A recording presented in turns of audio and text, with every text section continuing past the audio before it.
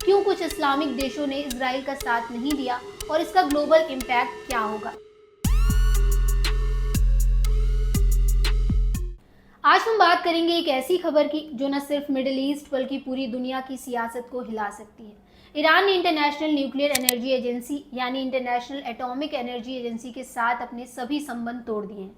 25 जून 2025 को ईरानी संसद ने एक हिस्टोरिक बिल को मंजूरी दी जिसमें कहा गया कि जब तक उनकी न्यूक्लियर फैसिलिटीज की सिक्योरिटी की गारंटी नहीं मिलती तब तक आईएई के साथ कोई कोलैबोरेशन नहीं होगा। लेकिन इस फैसले के पीछे की क्या है पूरी कहानी, क्यों कुछ इस्लामिक देशों ने इजराइल का साथ नहीं दिया और इसका ग्लोबल इम्पैक्ट क्या होगा। चलिए इस खबर को फैक्ट्स के साथ डिटेल से समझते हैं। नमस्कार, मैं स्वाति पांडे और आप देख रहे हैं आपकी खबर राजनीति। 25 जून 2025 को ईरानी संसद ने 290 में से 220 वोटों के साथ एक बिल पास किया जिसके तहत आईईई के साथ सभी न्यूक्लियर सर्वेलांस सहयोग को पूरी तरह सस्पेंड कर दिया गया। इस बिल के अकॉर्डिंग आईईई के इंस्पेक्टर्स को ईरान की न्यूक्लियर फैसिलिटीज में एंट्री की परमिशन नहीं होगी, ना ही वहां कैमरे लगाए जाएंगे और ना ही कोई डेटा या रिपोर्ट शेयर की जाएगी। संसद के स्पीकर मोहम्मद बाकर कालीबाफ ने कहा, जब तक हमारी परमाणु सुविधाओं की सुरक्षा की इंटरनेशनल गारंटी नहीं मिलती तब तक हम आईईई के साथ कोई सहयोग नहीं करेंगे। इस फैसले की वजह क्या है? पिछले कुछ महीनों में ईरान की प्रमुख परमाणु सुविधाओं जैसे नतांज, फोर्डो और इस्फहान पर इजराइल और अमेरिका के कथित हमले हुए हैं। ईरान का दावा है कि इन हमलों में उनकी सुविधाएं सुरक्षित रहीं और कोई रेडिएशन लीक नहीं हुआ। लेकिन आईईई की हालिया रिपोर्ट ने आग में घी डालने का काम किया। इस रिपोर्ट में कहा गया है कि ईरान के पास 60% तक इनरिच्ड यूरेनियम का 142.1 किलोग्राम भंडार है, जो तकनीकी रूप से 9 परमाणु बम बनाने के लिए काफी हो सकता है। इसने इजराइल और अमेरिका को ईरान पर और दबाव बनाने का मौका दे दिया। ईरान का आरोप है कि आईईई बायस एटीट्यूड अपना रहा है। ईरान के फॉरेन मिनिस्टर हुसैन अमीर अब्दुल्लाहियन ने कहा, आईईई ने इजराइल के हमलों की निंदा नहीं की बल्कि हमारी सुविधाओं को निशाना बनाने में अप्रत्यक्ष रूप से मदद की। यही वजह है कि ईरान ने आईईई के साथ सहयोग खत्म करने का फैसला किया। लेकिन सवाल ये है, क्या ये फैसले ईरान को ग्लोबल प्लेटफॉर्म पर और अलग थलग कर देगा? यही उसकी कूटनीति रणनीति का हिस्सा है।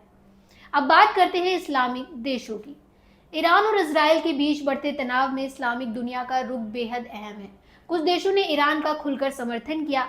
मिसाल के तौर पर पाकिस्तान ने ईरान के परमाणु कार्यक्रम को शांतिपूर्ण बताया और इजरायली हमलों की कड़ी निंदा की।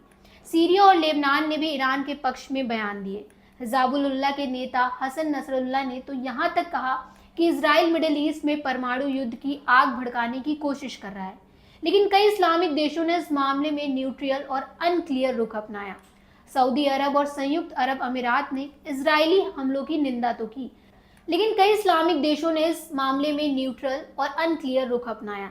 सऊदी अरब और संयुक्त अरब अमीरात ने इजरायली हमलों की निंदा तो की, लेकिन साथ ही ईरान के परमाणु कार्यक्रम पर चिंता भी जताई। कतर और ओमान जैसे देशों ने कूटनीतिक बयान दिए जिसमें युद्ध से बचने की अपील की गई। तुर्की ने दोनों पक्षों से संयम बरतने को कहा। ईरान को लगता है कि इस्लामिक दुनिया से उसे वो एकजुट समर्थन नहीं मिला जिसकी उसे उम्मीद थी। दूसरी तरफ गैर इस्लामिक देशों का रुख भी देखने लायक है। रूस ने आईईई पर वेस्टर्न कंट्रीज के दबाव में काम करने का आरोप लगाया और इजरायली हमलों को अंतर्राष्ट्रीय कानून का उल्लंघन बताया। चीन ने भी यही रुख अपनाया और कहा कि मिडिल ईस्ट में तनाव कम करने के लिए कूटनीति ही एकमात्र रास्ता है। लेकिन भारत ने इस मामले में न्यूट्रल रुख रखा और दोनों पक्षों से बातचीत की अपील की। क्या ये बिखरी हुई एकता मिडिल ईस्ट में नए सियासी समीकरण बनाएगी? तो इस पूरे इंसिडेंट का ग्लोबल इम्पैक्ट क्या होगा? सबसे पहले ईरान का आईईई से संबंध तोड़ना उसके परमाणु कार्यक्रम को और रहस्यमय बना सकता है। बिना इंटरनेशनल सर्वेलांस के ये आइडिया लगाना मुश्किल होगा कि ईरान का परमाणु कार्यक्रम किस दिशा में जा रहा है। आईईई के डायरेक्टर जनरल राफेल ग्रोसी ने संयुक्त राष्ट्र में चेतावनी दी कि ईरान की परमाणु सुविधाओं पर हमले न्यूक्लियर सेफ्टी के लिए गंभीर खतरा है। उन्होंने ये भी कहा कि ईरान के इस कदम से एनपीटी कमजोर हो सकती है।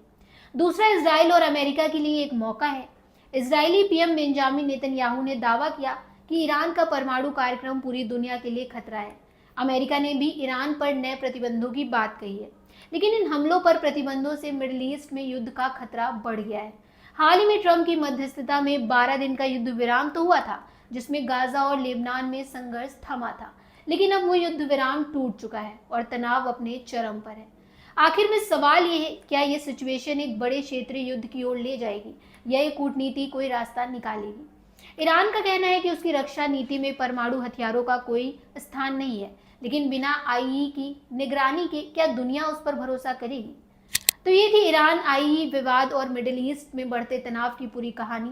आपका क्या मानना है? क्या ईरान का आईई से संबंध तोड़ना सही है या इससे दुनिया में और इनस्टेबिलिटी आएगी?